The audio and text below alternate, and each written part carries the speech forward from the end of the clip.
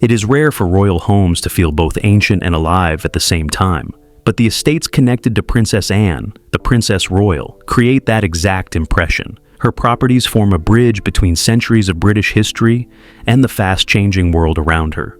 They show how one woman, born into the oldest monarchy on Earth, continues traditions that began long before modern life arrived, yet still manages to adapt them to today's expectations. These homes are not only places to sleep or work, they are symbols of identity, duty, quiet discipline, and the understated lifestyle that defines old money within the British royal family. Throughout her life, Princess Anne has been known for her practical, hard-working nature. She rarely seeks attention. Unlike the flashy lifestyle sometimes linked to royalty, her estates show a different picture, one built on heritage, responsibility, agriculture, and a strong connection to the countryside.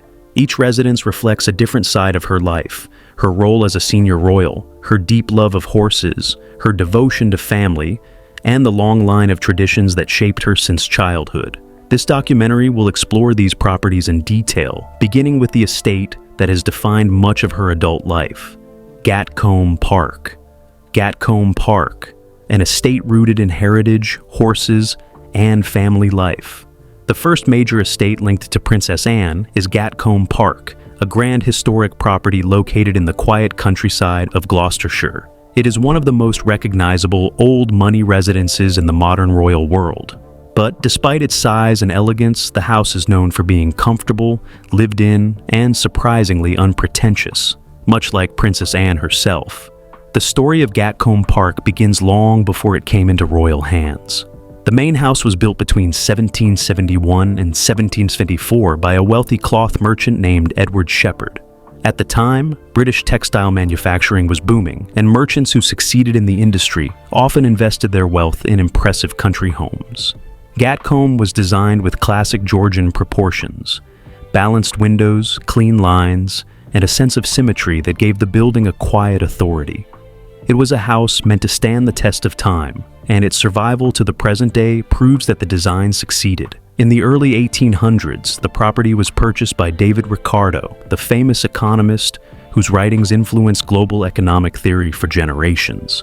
Under Ricardo's ownership, Gatcombe underwent major improvements. He worked with architect George Basevi to redesign parts of the house, and one of the most well-known additions was the elegant bathstone exterior that still defines the building's look today. These changes transformed the estate into an architectural gem, stately but not overly elaborate, dignified but not theatrical. The royal chapter of the story began in 1976. That year, Queen Elizabeth II purchased Gatcombe Park as a wedding gift for her daughter, Princess Anne, and Anne's first husband, Captain Mark Phillips. It was a generous gift, but it was also a practical one. Anne was already heavily involved in equestrian sports, and Gatcombe's wide-open land made it the ideal place for her lifestyle. The estate covers around 730 acres, offering fields, woodlands, stables, grazing areas for horses, and farmland suitable for raising livestock. Gatcombe Park is not a decorative estate created only for show. It is a working property. Animals live on the farm, crops are grown, horses are trained, competitions are held, and through all of this activity, Princess Anne remains closely involved. One of the estate's most famous events is the Festival of British Eventing, held every August. During this competition, the grounds of Gatcombe transform into a major national sporting venue.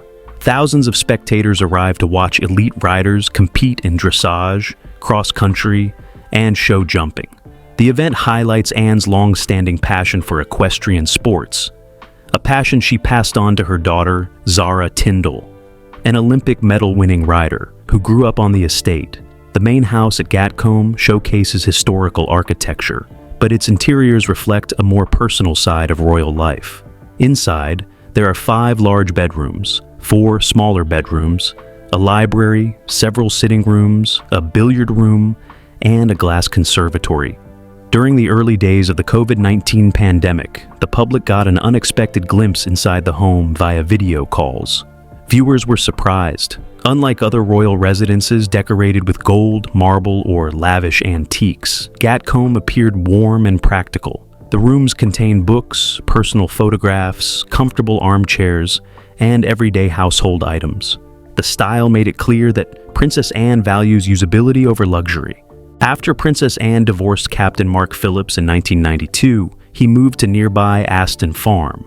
Anne remained at Gatcombe Park with her second husband, Sir Timothy Lawrence. Together, they continue to oversee the estate's agricultural operations and daily management. Anne has often spoken about the importance of keeping the estate financially independent, a goal she has worked toward through farming, equestrian events, and careful stewardship. Gatcombe Park also serves as a family hub.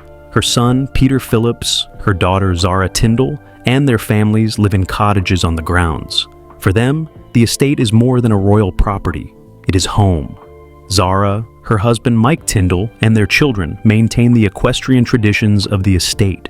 Horses remain a constant presence, from training sessions to competitions. The natural beauty of Gatcombe Park adds another layer to its charm. The property includes rolling green fields, peaceful lakes, dense woodland, and long walking paths. The estate opens to the public during equestrian events, allowing visitors to admire the landscape while attending competitions. However, the main house stays private, reinforcing the idea that Gatcombe is a living family home rather than a museum. Despite its royal heritage, Gatcombe Park is not meant to impress with overwhelming grandeur. Instead, it reflects a quiet kind of wealth. The old money approach centered on history, responsibility, and land that supports itself. The estate brings together British countryside traditions and modern-day practicality, showing how Princess Anne balances her royal duties with a grounded lifestyle. While Gatcombe Park represents the countryside side of Princess Anne's life, her connection to St. James's Palace shows her deep roots in the very heart of Britain's royal history. This palace is more than a building. It is a centuries-old symbol of monarchy, ceremony, and tradition. A place where the past feels alive in every hallway, every brick, and every echoing chamber. For Princess Anne, St. James's Palace is not simply an official residence. It is a location woven into her life story. Her earliest years surrounded her with institutions, buildings, and rituals tied to this part of London. Although her main home as an adult is in Gloucestershire, St. James's Palace has remained one of her official London bases throughout her royal career. The palace gives her a steady and central location for work, events, charity functions, and state duties. A palace built in the Tudor era, St. James's Palace was constructed between 1531 and 1536 during the reign of King Henry VIII. This alone places it among the oldest active royal residences in the United Kingdom. Much of the original Tudor architecture still survives, including the iconic red brick exterior, the historic gatehouse, and several internal structures built nearly 500 years ago. The palace was never intended to be the largest or most extravagant royal home. Instead, it was built as a smaller, more private retreat compared to the massive royal buildings like Whitehall Palace. Over the centuries, however, St. James's Palace became increasingly important. It hosted monarchs, ceremonies, councils, and announcements that shaped the nation. Even today, when you walk past the palace, the Tudor brickwork and old archways create a sudden and powerful sense of time travel. The building stands like a witness to centuries of royal history, a lifelong connection for Princess Anne. Princess Anne was born at nearby Clarence House, just a short walk from St. James's Palace. Because her childhood took place so close to this area, she grew up surrounded by its traditions and activities. St. James's Palace became a familiar backdrop to her early life. As she became an adult and took on more royal duties, St. James's Palace continued to provide a base for her London engagements. While she lives primarily at Gatcombe Park, she regularly uses St. James's for her work as one of the hardest working members of the royal family. The palace is perfectly placed for meetings with charities, official receptions, state events, and diplomatic gatherings. This allows Princess Anne to fulfill her duties without needing to travel long distances across the city. Architecture that carries centuries of stories. Inside St. James's Palace, the architecture reflects multiple eras. Although the palace's origins are Tudor, many rooms have been redesigned, restored, or adapted across different centuries. One of the most important areas is the Chapel Royal, a sacred space with roots in the Tudor period. The chapel played a role in countless historic events, including royal baptisms and ceremonies. It was carefully restored in the mid-20th century to preserve its original beauty.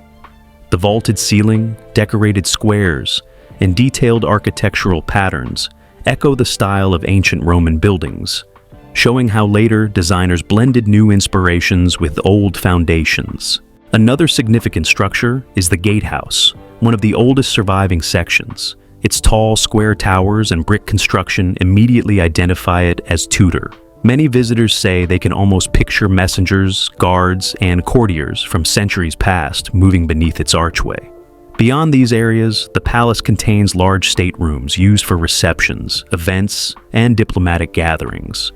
These rooms include the famous throne room, redesigned in 1924, which holds rich decorations and ceremonial features. The colors, patterns, and furniture provide a striking backdrop for royal duties.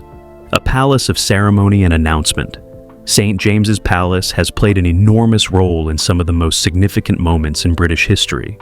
It was here in 1840 that Queen Victoria married Prince Albert, an event that influenced the future of the monarchy for generations. But perhaps its most important function involves the succession of monarchs. Whenever a reigning monarch passes away, the Accession Council meets at St. James's Palace to formally proclaim the new king or queen. The announcement is then read aloud from the proclamation gallery to the public, waiting outside in Friary Court. Even in modern times, as seen most recently in 2022 after the passing of Queen Elizabeth II, this ancient tradition continues.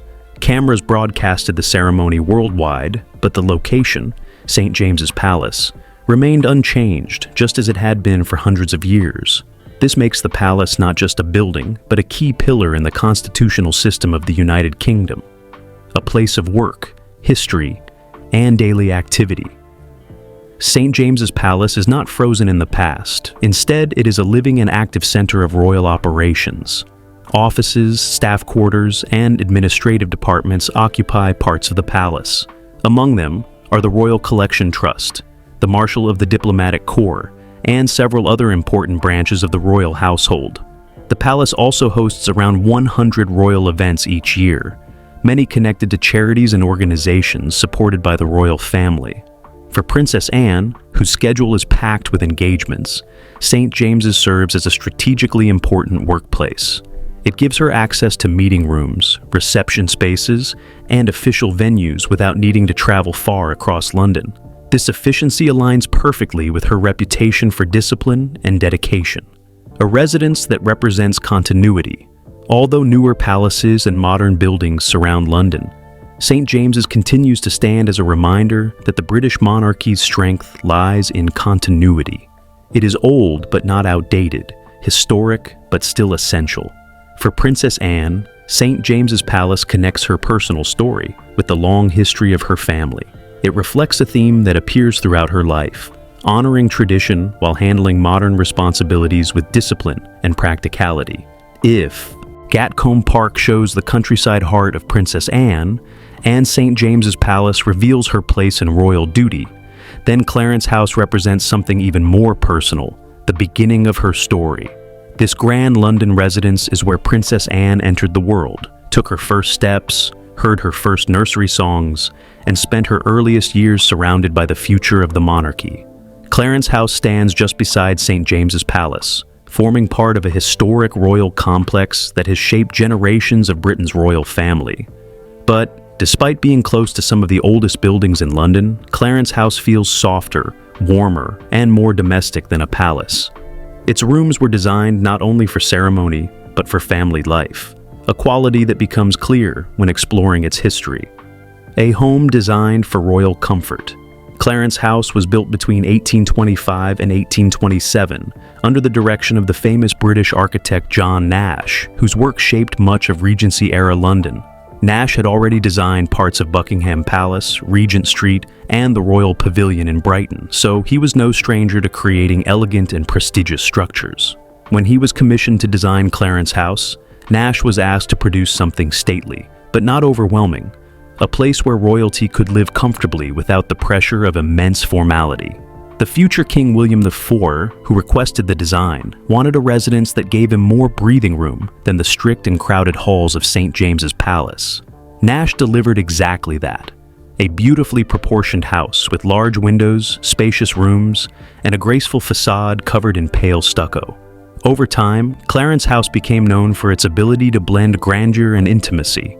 It remained close to the ceremonial centers of London, but offered privacy and peace to the royals who lived there. The birthplace of Princess Anne. On August 15, 1950, Clarence House entered the spotlight when Princess Anne was born within its walls. At that time, her parents, Princess Elizabeth and Prince Philip, Duke of Edinburgh, were still years away from becoming queen and consort. The house served as a young family's home, filled with the everyday sounds of childhood rather than the formality of Buckingham Palace. In these early years, Clarence House was a place where Princess Anne and her older brother, Prince Charles, played, laughed, and grew. The residence offered enough space for royal duties, but was still cozy enough to feel like a real family home. It held nurseries, playrooms, and sitting rooms, where the future queen read to her children, where Prince Philip worked on his naval career plans, and where family photos captured moments of innocence before the responsibilities of monarchy arrived. Princess Elizabeth became Queen Elizabeth II in 1952 after the death of her father, King George VI. When she moved to Buckingham Palace, Clarence House entered a new chapter, one shaped by strong personalities and evolving royal traditions. The House of the Queen, Mother. After Queen Elizabeth II moved into Buckingham Palace, Clarence House became the residence of Queen Elizabeth, the Queen Mother, and Princess Margaret. This mother-daughter pairing brought warmth, elegance, and distinctive style to the house. Their presence completely transformed the atmosphere. The Queen Mother was known for her charm, her love of entertaining, and her refined taste in decor. Under her guidance, Clarence House took on a softer, more luxurious appearance. The dining room displayed Georgian tables and chairs. The morning room gained a Georgian marble fireplace, and gold accents were added to several spaces. These touches made the interiors glow with a gentle form of royal sophistication. Instead of being overly formal, the rooms felt welcoming, a fitting reflection of the Queen Mother's personality. Meanwhile, Princess Margaret, known for her modern tastes and vibrant social life, added liveliness to the residence. However, when Margaret moved to Kensington Palace in 1960, Clarence House became entirely the Queen Mother's domain. For decades, she shaped the identity of the home, hosting tea gatherings, family visits, and quiet moments of reflection. Her influence remains so strong that even after her passing in 2002, parts of the house still carry her elegant fingerprint. A home that grows with its royals. Clarence House has always evolved depending on who lived there. When a new royal resident moved in, the house adapted while still protecting its historic core. This flexibility allowed the building to reflect different personalities across generations. After the Queen Mother's death, the residence underwent another major transformation. It was refurbished for Prince Charles, the then Prince of Wales, now King Charles III, and his wife, Queen Camilla. Their style blended tradition with comfortable modernity. Artworks from Prince Charles's personal collection filled the walls. Furniture and decorative pieces from the royal collection were added. Rooms were rearranged to suit their daily routines, official duties, and private lives. This renovation kept the historic structure intact while refreshing its interior design for a new era of royalty. As one of the most visible working royals, Prince Charles used Clarence House as both a home and a professional headquarters, hosting receptions, diplomatic meetings, and charity events. A place where Princess Anne's story continues. Although Princess Anne does not live at Clarence House today, the building remains deeply connected to her life. It is where she was born. It is where she spent her earliest childhood. It is where her family laughed, celebrated holidays, and lived quietly before the crown transformed their world.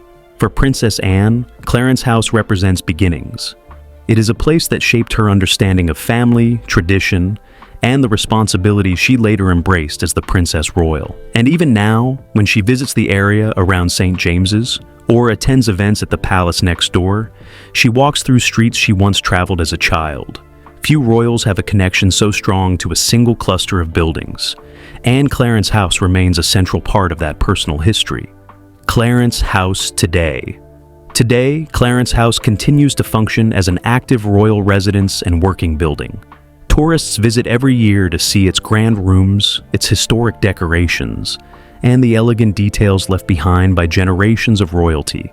It remains one of London's most admired royal homes, offering a rare blend of privacy and tradition. For the royal family, it serves as a bridge between old and new, between the era of Queen Elizabeth, the Queen Mother, and the modern leadership of King Charles III. Its walls have witnessed births, celebrations, royal transformations, and changing times. And through all of this, the building has kept its refined yet welcoming character. Clarence House stands today not only as an architectural treasure, but as a living memory of Princess Anne's earliest years, a reminder of where her story began. Among all the estates linked to Princess Anne, none carry the emotional weight of Sandringham House. Located in Norfolk, this grand country residence is not just a royal home. It is a place where family traditions live on, where holidays become memories, and where the private lives of Britain's monarchs unfold far away from cameras and crowds.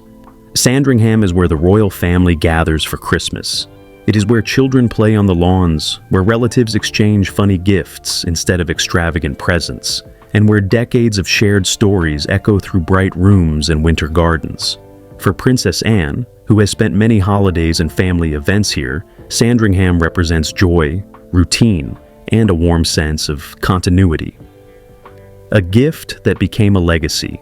Sandringham House entered royal hands in 1862, when Queen Victoria purchased the estate as a wedding gift for her son, the future King Edward VII. At that time, Sandringham was a comfortable Georgian mansion, pleasant enough, but not grand by royal standards. Edward, energetic and full of ideas, wanted something more spectacular. He envisioned a home large enough for receptions, hunting parties, and social gatherings. To bring his ideas to life, he hired architect A.J. Humbert, who expanded the house in 1871. The building grew dramatically, acquiring new wings, larger rooms, and space for leisure and entertainment. Edward even requested the creation of a private bowling alley, inspired by one he had seen elsewhere. The transformation turned Sandringham from a modest country house into a lively royal retreat. Fire, reconstruction, and a second expansion. A major fire in 1891 damaged parts of the house. Rather than simply rebuild what was lost, the royal family took the opportunity to continue improving the estate. Architect Edis oversaw additional construction, including a grand ballroom and further expansions that gave the house its current shape. Over several decades, the building evolved into a blend of Georgian simplicity, Jacobean richness, and Victorian elegance.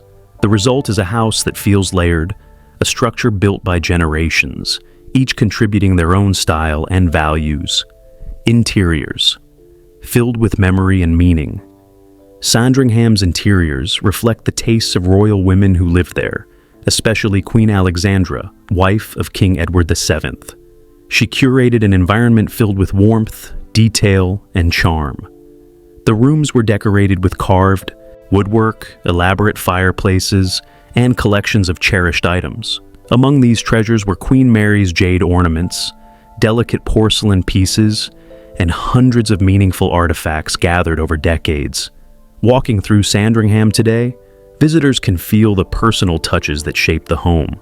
Unlike palaces built for ceremony, Sandringham was designed for comfort. The rooms are cozy, filled with deep chairs, patterned carpets, and family photographs. Reminders that this is a place where the royal family actually lives. Gardens that tell their own story. While the house is beautiful, the grounds of Sandringham may be even more remarkable. The gardens cover many acres, blending formal landscaping with natural woodland. A famous feature is the small summer house known as the Queen's Nest, a peaceful retreat built for quiet moments during warm weather.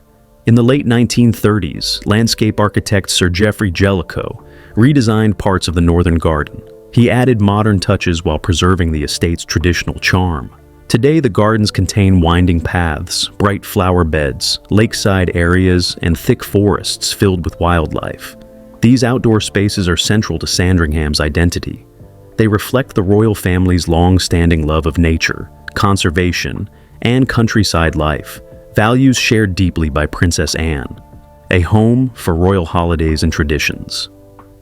For the royal family, Sandringham is best known for its Christmas celebrations. Every year, members of the family travel to the estate to spend the holiday together. Photographs of their walk to St. Mary Magdalene Church on Christmas morning are seen around the world, but most moments inside the house remain private. This privacy allows the royals to act like any other family, laughing, relaxing, and enjoying time together. One of the most famous traditions is the exchanging of humorous, inexpensive gifts, a custom started by Queen Elizabeth II to avoid the stress of trying to choose the perfect luxury present. The tradition has continued for decades and remains a favorite among the younger generations. Princess Anne, known for her sharp humor, is said to be one of the most competitive and creative participants during gift exchanges. A working estate with deep agricultural roots, Sandringham is more than a royal residence. It is a large working estate with farms, forests, wetlands, and conservation zones. The land supports livestock, crops, and wildlife habitats, making it an important part of the royal family's commitment to environmental stewardship. Over time, the estate has adopted sustainable farming methods, focused on soil health, biodiversity, and ecological responsibility. It employs more than 200 people who manage everything from agriculture to conservation to estate maintenance. These values align closely with Princess Anne's own interests. Known for her dedication to rural communities and agricultural charities, she shares the estate's philosophy of hard work, environmental care, and respect for the land. Open to the public since 1977, in 1977, during her Silver Jubilee, Queen Elizabeth II opened Sandringham House and its gardens to the public. Visitors can tour the main rooms, admire the royal collections, and walk through the beautifully maintained grounds. Despite its public access, Sandringham remains one of the most intimate royal estates. It is still owned privately by the monarch rather than the government, meaning it does not rely on taxpayer support. The estate remains both a private refuge and a shared cultural treasure. For visitors, walking through Sandringham provides more than just architectural beauty. It offers a glimpse into the personal side of royalty, the side rarely seen on state occasions or official broadcasts. A place of continuity for Princess Anne. Throughout her life, Princess Anne has spent countless hours at Sandringham, celebrating holidays, attending family gatherings, and taking part in the estate's traditions. While she does not live there full-time, the estate remains a meaningful part of her personal history. It is a home filled with memories, where she has laughed with siblings, watched her children grow, and shared moments with her mother, Queen Elizabeth II, that will never be forgotten. Sandringham House remains one of the clearest examples of what old money means within the British royal family. A lifestyle built around heritage, responsibility, land, and tradition, rather than showy luxury. And for Princess Anne, it stands as a reminder that even the most private corners of royal life can carry deep meaning. The 4 estates connected to Princess Anne, Gatcombe Park, St. James's Palace, Clarence House, and Sandringham House, each hold their own distinct identity. Yet, when viewed together, they create a clear picture of the woman behind the title, Princess Royal. These homes do more than show architecture, landscapes, or historical facts.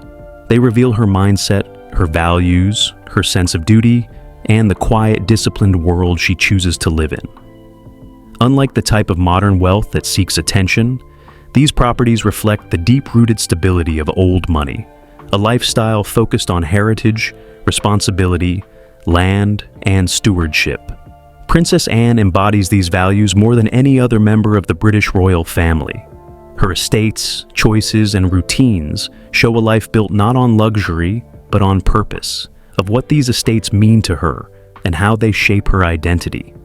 A royal life built on responsibility, not excess. Throughout her life, Princess Anne has earned a reputation as one of the hardest working members of the British monarchy. She completes hundreds of engagements each year, supports dozens of charities, and maintains a schedule that many find astonishing. her estates reflect that same principle of practicality.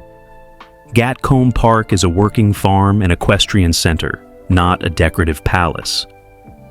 St. James's Palace functions as a work base for meetings, receptions, and official duties. Clarence House holds emotional significance as her birthplace, but also symbolizes the value of family stability.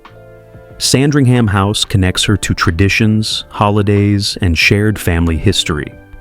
Rather than indulging in showy displays of wealth, every home connected to Princess Anne carries a purpose. Something useful, something meaningful, something that ties back to her sense of duty. Gatcombe Park, a home that reflects her strength. The heart of Princess Anne's life is Gatcombe Park. This estate shows more about her character than any other property. It is large, but not flashy. It is historic, but not overly ornate. And most importantly, it is productive.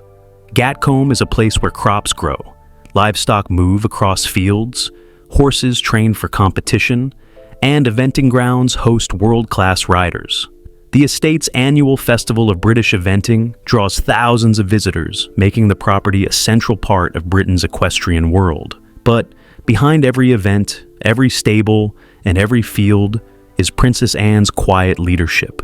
She ensures the estate remains financially independent, responsibly run, and deeply connected to the land, a philosophy she has lived by for decades. Her children, Peter Phillips and Zara Tyndall, grew up here. Now, as adults with their own families, they continue living on the estate, keeping Gatcombe alive with multiple generations. Zara, like her mother, remains deeply involved in equestrian sports, adding another layer to the family tradition. Gatcombe Park is old money at its core, not loud or boastful, but steady, disciplined, and generational. St. James's Palace, a symbol of her public duty. Moving from the countryside to the city brings us to St. James's Palace, the oldest royal residence still actively used in London. This palace connects Princess Anne to centuries of British ceremonial tradition. It is here that she attends receptions, hosts meetings, and fulfills part of her official role as the Princess Royal. The palace is not luxurious in the way modern mansions are. Instead, it carries history in its bricks, its Tudor towers, and its ceremonial halls. While Gatcombe Park reflects her personal life, St. James's Palace represents her public duty. The fact that Princess Anne continues to use this palace frequently shows how deeply she values tradition and continuity. Just like previous royals who walked the same corridors, she carries out her work quietly but consistently, a trait that has defined her entire career. Clarence House, the beginning of her story. Clarence House holds deep emotional meaning for Princess Anne. It is the place where she was born, where she took her first steps, and where her family lived before her mother became queen. The home has changed over the years, adapting to different residents. First Princess Elizabeth and Prince Philip, then the Queen Mother and Princess Margaret, and later King Charles III and Queen Camilla. Each generation left its mark on the interiors, shaping the home with their personalities and tastes. For Princess Anne, Clarence House is a reminder of early family life, a time before responsibilities grew heavy, before the crown shifted her mother's world, and before the pressures of royal duty arrived. It symbolizes the foundation of her character: stability, discipline, and a strong family environment. Sandringham House, a place where tradition lives. Although Princess Anne does not live there permanently, Sandringham House plays a major role in her life. It is where her family gathers for Christmas, where they share laughter and traditions, and where personal moments unfold away from public view. The estate also reflects important values: sustainability and agriculture through its working farms, conservation through forest planting and wildlife care, family connection through shared holidays, history through royal collections and past residents. Sandringham is a home built on memory, a place where Princess Anne spent holidays with her parents, siblings, and later her own children. The estate's traditions, such as exchanging humorous Christmas gifts, reveal the royal family's human side. For her, Sandringham represents the softer, more emotional part of royal life. How Princess Anne's estates shape her identity and her role in the modern royal family. When people talk about royalty, they often imagine glittering palaces, diamond crowns, and formal ceremonies. But for Princess Anne, her connection to the monarchy is not defined by sparkle or glamour. Her relationship with her estates, Gatcombe Park, St. James's Palace, Clarence House, and Sandringham House, shows a deeper truth. Her life revolves around work, responsibility, and service. These homes shaped not only where she lives, but who she became. To understand Princess Anne today, we must look at how these properties influenced her choices, her character, and her path inside the world's most famous royal family. Anne upbringing. Surrounded by duty. Growing up in Clarence House and later spending much of her childhood around St. James's Palace, Princess Anne learned early that royalty meant responsibility. The proximity between these homes created a childhood environment where traditions, rules, and expectations blended with normal family life. While other children her age ran through parks or played in friends' houses, Anne's playground included historic halls, gardens, and ceremonial spaces.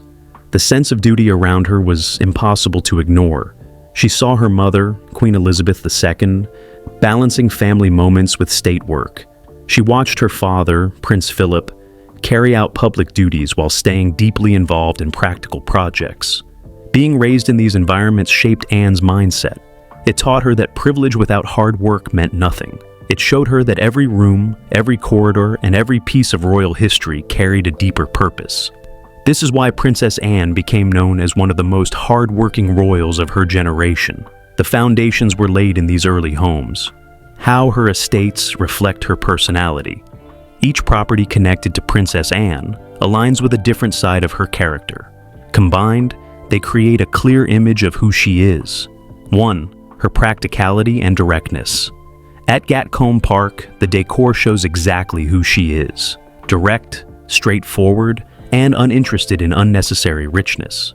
During video calls, viewers were surprised by the ordinary, lived-in appearance of her rooms. There were simple lamps, piles of books, regular sofas, and farmhouse-style tables. No golden mirrors, no marble statues, no dramatic chandeliers, just comfort and purpose.